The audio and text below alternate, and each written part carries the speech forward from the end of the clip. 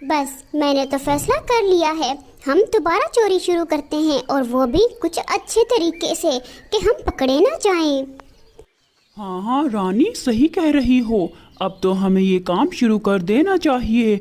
अब तो वैसे भी पक्षी हमें अच्छे पक्षी समझते हैं, क्योंकि वो तो समझते हैं हमने तो चोरी करना छोड़ दी है। अब तो वो हम पर शक भी नहीं करेंगे। अरे ठीक है कालू, फिर अब जल्दी करो, मेरा तो भूख से बुरा हाल हो रहा है। सबसे पहले तो उस मोटी आंखों वाले कबूतर के घोंसले में चलते हैं, उसके घोंसले की सफाई करते हैं पहले तो जाकर। वो भी घोंसले में नहीं है, नदी की तरफ जाते हुए देखा है मैंने उसको। हाँ ठीक है, तुम ऐसा करो, जाके कबूतर को बातों में लगाओ और मैं जाके उसके घोंसले की सफाई करता हूँ। और हाँ, जैसे ही मैं चोरी करके वापस आ जाऊंगा तो मैं भी नदी की तरफ चला जाऊंगा। और फिर ऐसे गोरी कबूतर को बातों में लगाने के लिए नदी की तरफ चली जाती है, और कालू कौवा कबूतर के घोंसले की तरफ चोरी करने के लिए चला जाता है। अरे कबूतर भैया, मैं कब से देख रही हूँ, नदी के पास ही बैठे हुए हो। भोजन खा लिया है क्या आज? अरे नहीं नहीं रानी बहन, घोंसले में रख कर आया हूँ मैं अपने लिए भोजन। आज मुझे सुबह सुबह ही मकई का भुट्टा मिल गया था, अब जाऊंगा यहाँ से तो ही खाऊंगा। कब से अकेले रहते हो कबूतर भैया? मैं तो कहती हूँ कब तक रहोगे ऐसे? लूसी तो वापस आने वाली है नहीं, दूसरी शादी कर लो अब। रानी बहन, मैं तो खुद ढूंढ रहा हूँ, लेकिन मुझे कोई अच्छी कबूतरी मिल ही नहीं रही। एक तरफ रानी ऐसे कबूतर को बातों में लगाए रखती है, और दूसरी तरफ कालू उसके घोंसले में से दाना चोरी कर रहा था। अरे मुझे तो समझ नहीं आती, ये कबूतर कहाँ से इतने अच्छे अच्छे भोजन ढूंढ कर ले आता है। हमें तो कहीं नहीं मिलते, हम भी ढूंढते हैं, लेकिन लगता है हमारी किस्मत में चोरी कर कर आराम से ही खाना लिखा है। और फिर कालू कौवा वो मकई का पूरा भुट्टा वहाँ से उठाता है और अपने घोंसले की तरफ चला जाता है। अरे कबूतर भैया, आप परेशान क्यों होते हो? ये काम अपनी बहन गोरी पर छोड़ दें। देखना मैं कितनी जल्दी आपके लिए कोई अच्छी और सुंदर सी कबूतरी ढूंढूंगी। कालू वो मकई का भुट्टा अपने घोंसले में रखने के बाद नदी पर ही आ जाता है, और आके गोरी को इशारे से समझाता है। गोरी भी उसका इशारा समझ जाती है। अच्छा कबूतर भैया, अब हम चलते हैं। अरे लेकिन तुम तो अभी किसी अच्छी सी कबूतरी के बारे में बता रही थी ना? अरे अरे कबूतर भैया, कल बताऊंगी, मुझे तो कोई ज़रूरी काम याद आ गया है। अरे वाह कालू, मकई का भुट्टा, मुझे तो ये बहुत पसंद था। अरे रानी, अब जल्दी करो, इससे पहले कि कबूतर ढूंढे और हमारे घोंसले की तरफ आए, हम उसका भोजन खाकर ख़त्म कर देते हैं। अरे मेरे मकई का भुट्टा, मेरे मकई का भुट्टा कहाँ चला गया? इतनी मेहनत से उठाकर लेकर आया था, इतने दिनों बाद मुझे मकई का भुट्टा मिला था। सोचा था नदी से वापस आकर खाऊंगा, लेकिन कोई जालिम उसको उठाकर ही ले गया। अब तो लगता है मुझे भूखे ही सोना पड़ेगा।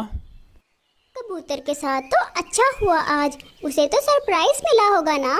बड़ा बन रहा था, मेरे लिए कबूतरी ढूंढ दो, मैं बस यही काम करूं क्या? अच्छा, तो कल किस पक्षी की बारी है? कल किसका हम भोजन चुराएंगे?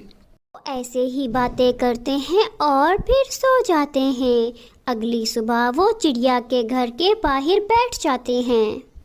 कालू, तुम जानते हो ना, मुझे ये छोटी चिड़िया बिल्कुल भी पसंद नहीं है।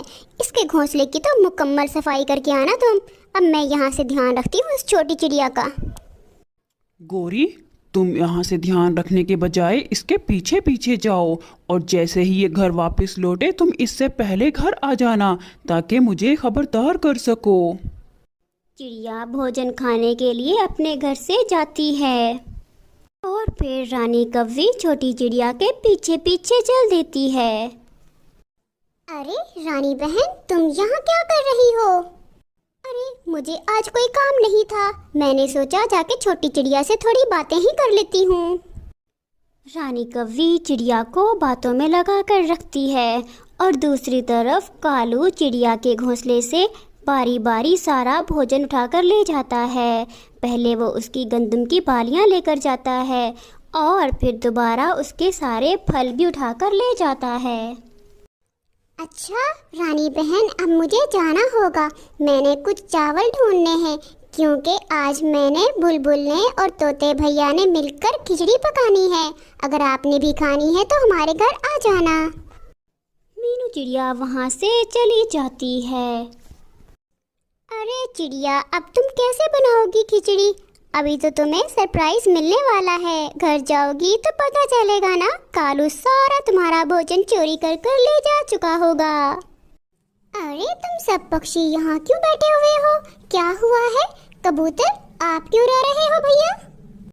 अरे ये रोए ना तो क्या करे मीनू, इसका भोजन किसी ने चोरी कर लिया है। इतनी मुश्किल से इसने भुट्टा ढूंढा था, इतना खुश हो रहा था, लेकिन किसी जालिम ने खाने से पहले ही चोरी कर लिया। बुलबुल के घर से भी ताज़ा फूल किसी ने चोरी कर लिए हैं। बुलबुल वो फूल खिचड़ी में डालने के लिए लेकर आई थी। मैं तो कहता हूँ चोर को ढूंढने की जरूरत ही नहीं है। मुझे तो पूरा यकीन है ये काम रानी कव्वी और कालू कव्वे का ही है। मैं उनको अब नहीं छोड़ूंगा। लेकिन कबूतर भैया, हम ऐसे किसी पर इल्जाम कैसे लगा सकते हैं? मैं तो कहती हूँ आप छोड़ो ये सारी बातें। आज शाम को मेरे घर पर हम सब ने खिचड़ी बनानी थी ना। मेरे घर में सारे फल मौजूद हैं और अब मैं चावल भी ले आई हूँ। अब आप मेरे घर चलो, हम मिलकर खिचड़ी बनाते हैं। अरे ये मैं क्या देख रही हूँ? ये क्या हो गया? मेरे घोंसले में तो कुछ भी नहीं है। मैंने तो सारे दाने इकट्ठे कर लिए थे। इतने सारे फल थे, सिर्फ चावल नहीं थे, बस मैं वही लेने गई थी। ये कैसे हो सकता है? हम सबका भोजन कैसे इकट्ठे चोरी हो सकता है? अब तो उस चोर को पकड़ना ही होगा। अब मैं खामोशी से नहीं बैठूंगा। तोते, तुम चलो मेरे साथ। बस फिर क्या था, कबूतर तोते को भेज देता है आम लेने के लिए और खुद पहाड़ों की तरफ निकल जाता है। पहाड़ों में काले रंग के फूल लगे हुए थे, जिनका रस पीने से पक्षियों के पेट में दर्द हो जाता था। कबूतर वहां से वो काले रंग के फूल लेकर आता है और उस आम में डाल देता है। अरे कबूतर भैया, कुछ मुझे भी बताओ, इस आम के अंदर इन काले फूलों का रस क्यों डाल रहे हो?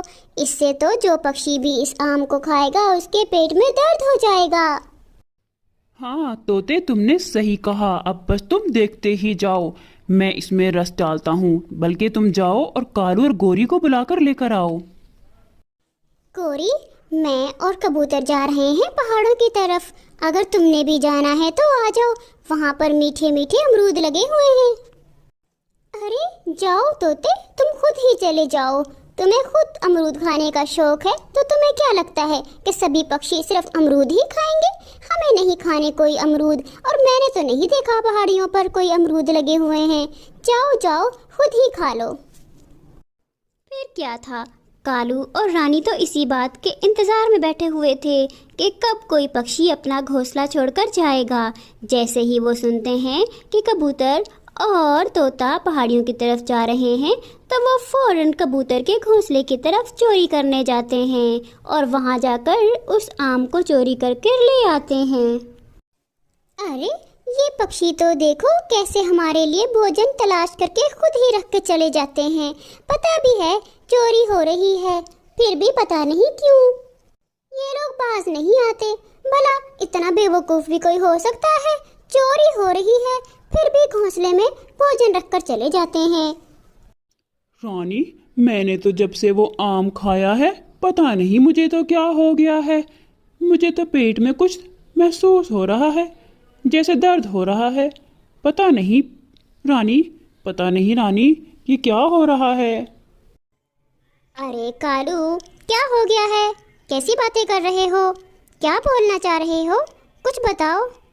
अरे कालू, सही कह रहे हो, मेरे भी पेट में दर्द शुरू हो चुका है। ये कैसा आम खाया है हमने? फिर तोता, कबूतर और चिड़िया वहाँ से गोरी और कालू कव्वे के घर आते हैं। अरे कालू भैया, रानी कव्वी, क्या हुआ है? तुम यहाँ पर क्यों बैठे हुए हो? कुछ नहीं, कुछ नहीं। हाँ, हमें तो कुछ भी नहीं हुआ है। तुम क्यों पूछ रहे हो? हम तो वैसे ही बैठे हुए हैं यहाँ पर। अरे अरे कालू, बस मुझसे और नाटक नहीं हो रहा। अरे मेरे पेट में दर्द हो रहा है। अरे क्या करें हम? अच्छा तो बताओ क्या खाया था तुमने? मैं तुम्हें इसका इलाज बता सकता हूँ, जानते हो ना। मुझे सच बताओ तो मैं तुम्हें कोई इलाज बता दूँ। वो कबूतर भैया, हमने आपके घोंसले से आम खा लिया था। हाँ, अब मज़ा आया ना रानी कव्वे, कालू कव्वे? बहुत चालाक बनते हो ना। हमने जानबूझकर वहाँ पर आम रखा था। अब मज़ा आ रहा है ना? हमें माफ़ कर दो, हमें माफ़ कर दो। हमने बहुत बड़ी गलती कर दी, हमें माफ़ कर दो। हमें इलाज बता दो इसका कबूतर भैया। और फिर कालू से तो रहा नहीं जाता और वो धमाके करना शुरू कर देता है। अरे कबूतर भैया जल्दी करो, इससे पहले कि ये धमाके कर करके हमें उड़ा दें। जल्दी करो, मुझे तो स्मेल भी बड़ी आ रही है। इनको कोई इलाज बता दो।